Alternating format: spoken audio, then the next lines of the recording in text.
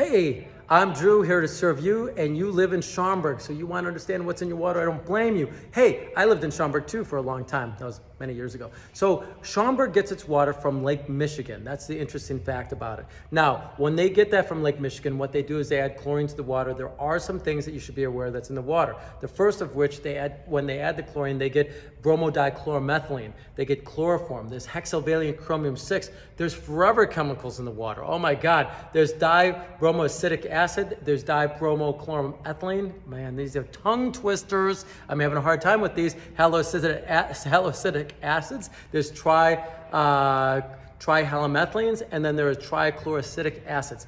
These are some of the things that the Environmental Working Group says that they're below EPA standards, but they're still present in the water.